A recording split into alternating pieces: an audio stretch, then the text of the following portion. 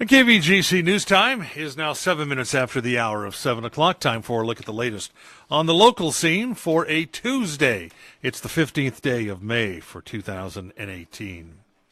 In the news for today, the Amador County Board of Supervisors have voted to approve, with conditions, a letter in support of a study on state legislation to designate a section of the McCallamy River as wild and scenic and restrict the future placement of dams along the river. At a special session held Monday afternoon, the board first heard Amador Water Agency Director Rich Farrington give a presentation in support of the legislation known as AB 142, saying that unlike previous versions of the wild and scenic designation, the current legislation has measures to preserve local access to water rights and would prevent deep-pocketed outside water agencies from raiding Amador County's water supplies. Public comments were almost completely in favor of wild and scenic designation, with one supporter listing every single current or former elected or appointed official in the county who had supported the legislation. Supervisor Richard Forrester offered some changes to the draft response letter, offering the county's support if the protection cited by the Amador Water Agency was kept. The board approved the letter on a 4-0-1 vote, with Supervisor Oneto, who restated his opposition to the wild and scenic designation, abstaining from the vote. Well, the Jackson City Council heard a presentation on a potential sewer rate increase at a workshop last night. Now, the council watched a presentation on a sewer rate study recently ordered by the city. The study showed the city's rates falling well short of the system's needs, as the city's sewer fund has been running deficits the last several years, and what was previously a $1 million reserve fund has been completely spent. Now, in addition, rates are too low to meet the requirements of construction loans the city's taken out to modernize the plant. The study laid out 3 alternative rate increases, each of which changed the fixed and variable cost faced by Jackson ratepayers, but all scenarios showed a large increase. A typical single-family home currently pays $34.75 a month, but with the rate increase proposed, the same home will pay $61.14 a month by 2022. Now, due to problems with meeting noticing, the council could not take action on the rate study or other items previously scheduled for the meeting, so a vote on the new rates now expected May 28th. And the Alpine County Sheriff's Office announced yesterday the search for missing skier Thomas Malarkey has officially come to an end. The man's body was discovered in an area of the Bear Valley Ski Resort known as Groovy Gully. According to Alpine County Undersheriff Spencer Case, after closing in on the area with search and rescue dogs trained to detect the scent of human remains, searchers located a ski pole and ski protruding from the surface of the snow. Underneath, they found the body of the 65-year-old Malarkey. The man was reported missing by his wife on March 14th when he failed to return to the couple's Arnold area cabin after a day of skiing. A 5-day search was launched with no results. Officials say the cause of the man's death has yet to be officially determined. Well, a stalled stolen vehicle with wet body paint landed a man behind bars here in Amador County. According to the sheriff's office, Sunday afternoon, a patrol deputy driving 49 near Amador City when he saw a black Dodge pickup towing a trailer stalled in the highway, blocking traffic. When the deputy stopped to assist the motorist, he recognized the driver from previous encounters as 38-year-old Darren Randall. A quick records check showed the license plate on the truck did not match.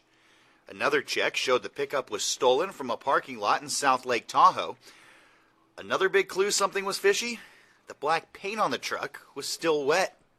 That's right, it had been spray painted just hours earlier. Randall was arrested for being in possession of the stolen truck and booked to the Amador County Jail.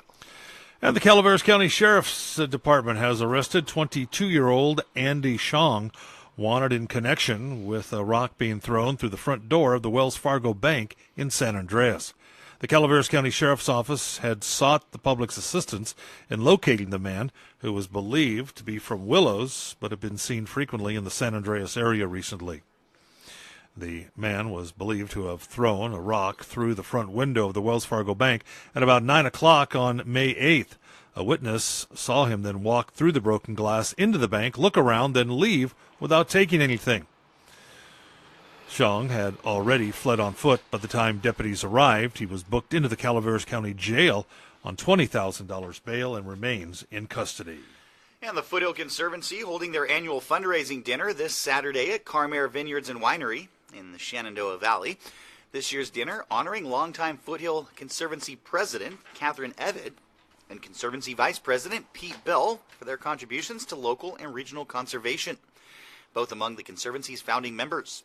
Now, the event will begin at 4 p.m. featuring delicious meat and veggie offerings from Taste Restaurant and Wine Bar, no-host craft beer, and fine Carmare wines, live music from Wicked Sisters, a fabulous raffle, live and silent auctions, with some great prizes, including mountain resort and cabin lodging, meals, wine, and much more. Tickets are only $65, on sale now at Brown Paper Tickets. For more info, contact Carolyn at 223-3508. And just received the map this morning of Stage 5 of the Amgen Tour of California that will leave Stockton on Thursday and end in Elk Grove later that evening. And a portion of the race will go through Calaveras and Amador counties. The race will begin in Stockton, head up Highway 88.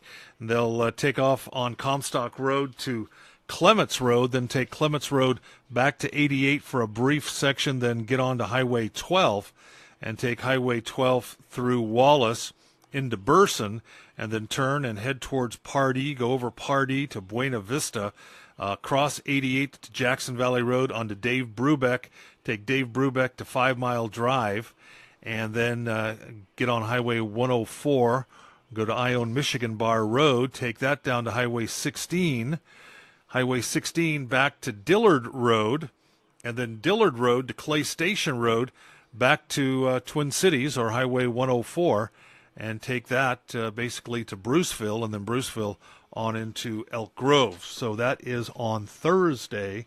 That is Stage 5 of the Amgen Tour of California. And again, these just aren't weekend bicyclists.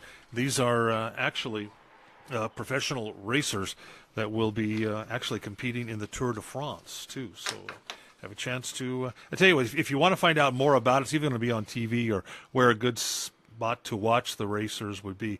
You can actually visit Amgen Tour of California, give you a map, even a interactive map that will go along with the racers as well. So.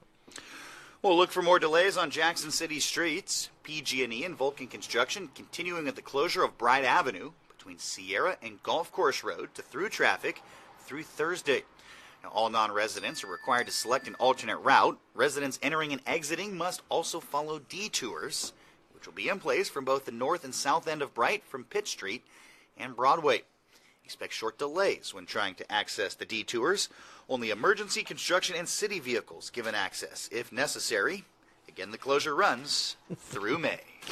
And my friend Angela reminds us that it is cherry season. So if you're down in the Linden area, pick up maybe watching the race there on Comstock Road. You can pick up some cherries too. So, well, that's a quick look at local news on this Gold Country Tuesday morning. Remember, for the latest news, traffic, and weather 24 hours a day, visit our website, kvgcradio.com.